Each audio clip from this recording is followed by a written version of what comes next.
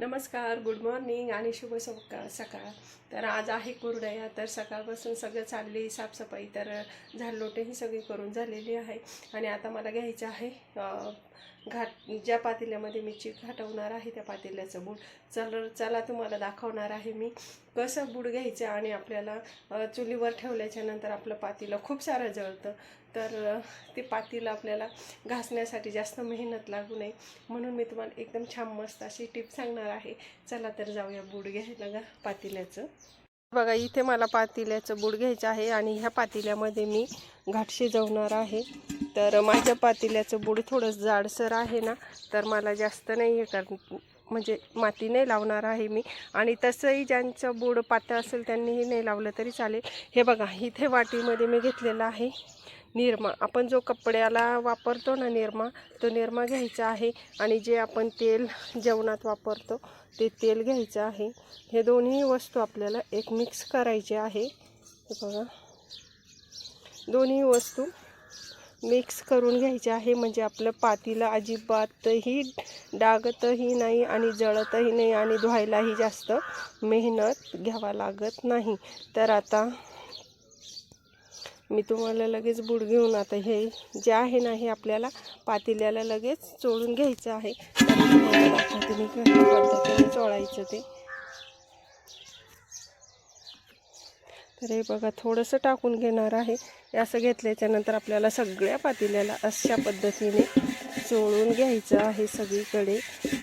आणि याच्यानंतर आपल्याला वरती काहीच लावायची गरज नाही आहे. कारण आपलं पातेलं वरून जरी आपल्याला डागलेलं दिसलं तरी ते अजिबात जळत नाही आणि काही होत नाही. खूप छान मस्त असं आपलं पातेलं घासण्यासाठी अजिबात मेहनत लागत नाही. तरी अशा पद्धतीने मी सगळं आता करून घेणार आहे.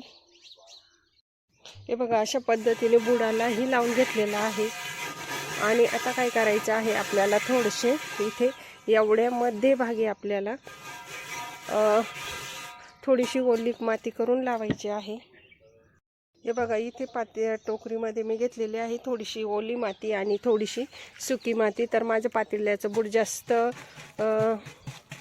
पातळ नाही आहे, पण तुम्हाला दाखवायसाठी मी तुम्हाला करून दाखवते आहे. कारण मी दरवर्षी तर बूड शक्यतो फक्त आपलं निरम्याने आणि तेलाच्या यानेच घेत असते. पण तुम्हाला दाखवायचं म्हणून मी घेते. कारण आपलं पातेलं मध्येच दागत असतं ना, त्यासाठी आपण जास्त जाड नाही तर थोडंसंच लेपन द्यायचं आहे. हे बघा, या अशा पद्धतीने बस. तर कडेने आपल्याला काही शक्यतो गरज पडत नाही. आणि त्यावर आपल्याला टाकून घ्यायची आहे अशी थोडीशी माती. तुम्ही बघू शकता.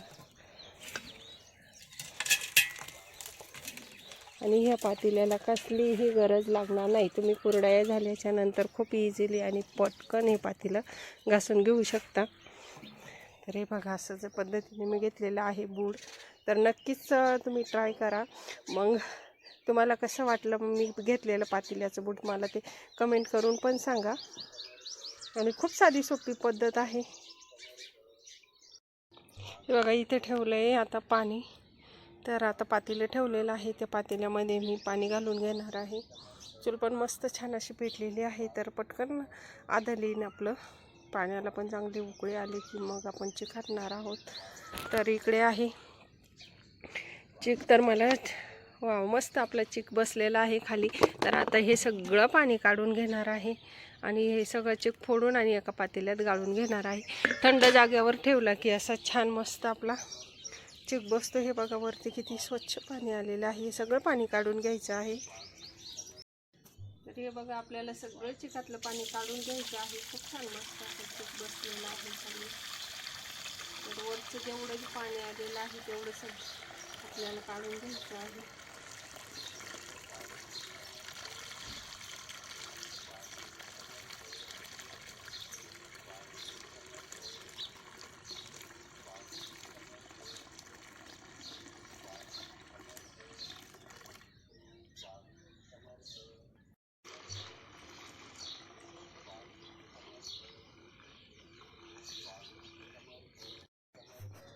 हे बघा चिकातलं सगळं पाणी काढून देणार आहे. वरचं हे बघा खाली किती छान मस्त असं चिक बसलेलं आहे.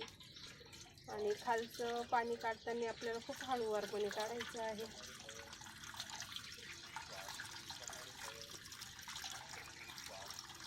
जेणेकरून चिक या पाण्यामध्ये चिक आला नाही पाहिजे.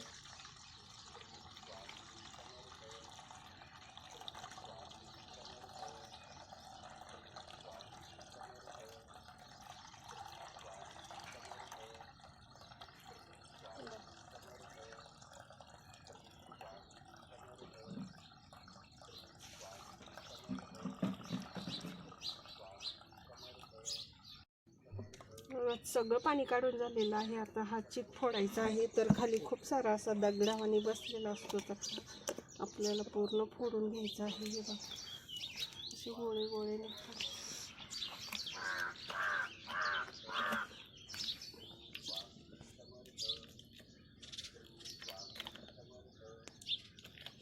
सगळं फोडून झाले की आपल्याला एका पातेल्यामध्ये गाळून घ्यायचं आहे. आपल्याकडं सोज्याची चाळण असेल किंवा गव्हाच्या पिठाची चाळण असेल तर चाळून घ्यायचं, त्याने गाळून घ्यायचं. बघा झाला आहे इथं असा चिक फोडून. तर हे बघा किती घट्ट मस्त असं निघालेलं आहे. आणि आता सोज्याची चाळण आहे त्याने मी गाळून घेणार आहे.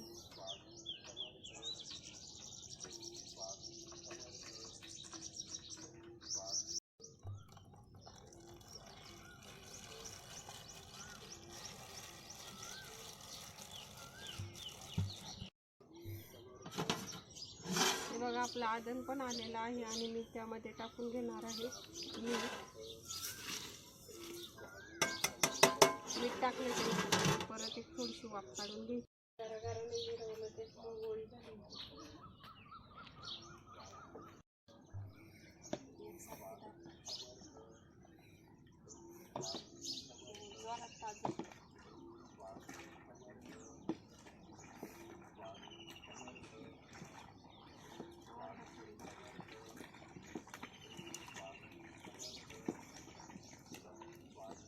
वाढवाना जा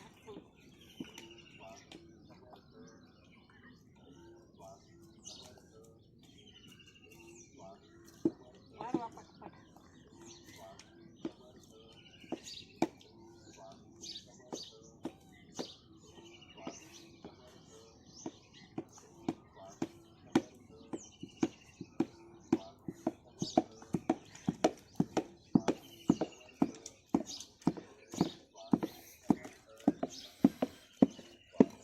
त्याच्यात थोडं पाणी घेऊन टाक.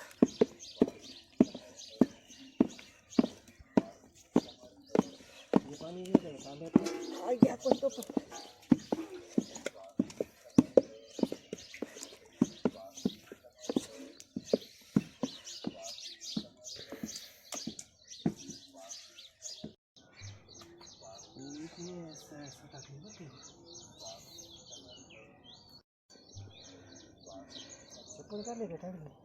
ठेवली राहू द्या 2 मिनिटं.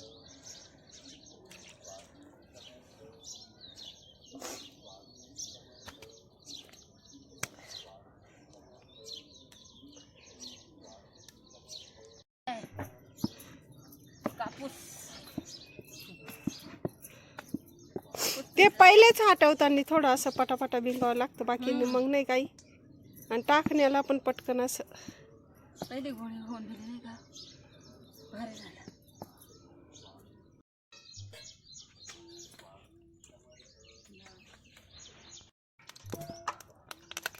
पुरे पुरे पुरे पुरे पुरे पुरे पहिले पुरे पुरे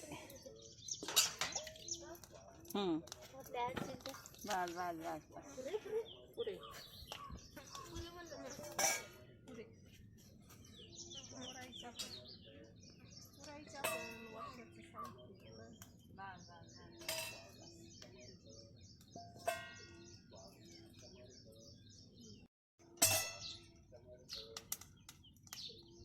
बस बस बस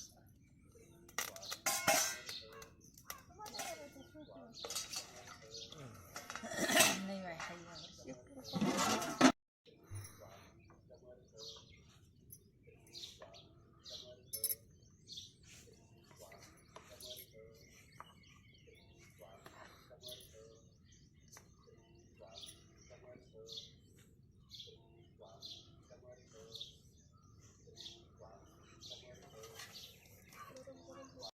हे बघा इथे झालेले आहेत माझ्या कुरडया, तर 2 कॉट भरलेले आहेत. बघा किती छान मस्त अशा पांढऱ्या शुभ्र कुरडया झालेल्या आहेत. आणि इकडे सगळं आता हा भांड्यांचा पसारा पडलेला आहे, तर हे सगळी भांडी घासून घ्यायची आहे. तर माझ्या कुरडया बघा किती छान मस्त झाले आहेत ना. हे बघा हे सगळं आता कुरडयांचं काम आटपून झालेलं आहे. आणि इथे मी बनवते आहे कोंड्याची भाजी. तर खूप छान मस्त अशी कोंड्याची चटणी लागते ही. तर ही कोंड्याच्या चटणीला मी घातलं आहे कांदा एक कापून, लाल तिखट आणि मीठ, हळद.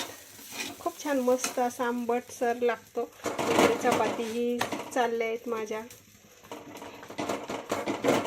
आता सगळं काम आपलं झालं आहे. आता भूक पण लागलेली आहे, तर दोन्ही पण बाजूला सगळं पटपट झालेलं आहे. तर आता लगेच जेवायला पण बसायचं आहे.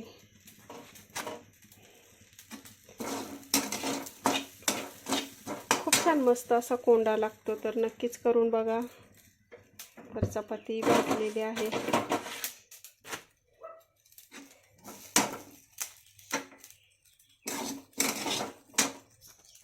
इथे घेतलेलं आहे ताट करून. आणि आता जेवण झाल्याच्या नंतर मग बाकीचं तुम्हाला दाखवते मी नंतर.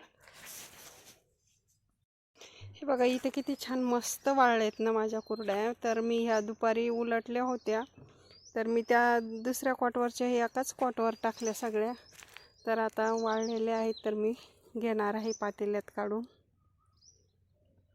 हे बघा इथे झाले आहे माझ्या पूर्ण पातेलभर कुरडया गोळा करून. तर एवढ्या सगळ्या कुरडया निघालेल्या आहेत. तर ही कुरडई सगळी मी मोजली तर 450 कुरडई भरलेली आहे. तर झालेच सगळ्या माझ्या कुरडया गोळा करून. तर माझा आजचा कुरडयांचा व्हिडिओ तुम्हाला कसा वाटला मला कमेंट करून सांगा. आणि व्हिडिओ आवडल्यास लाईक करा, शेअर करा, सबस्क्राईब करा. धन्यवाद.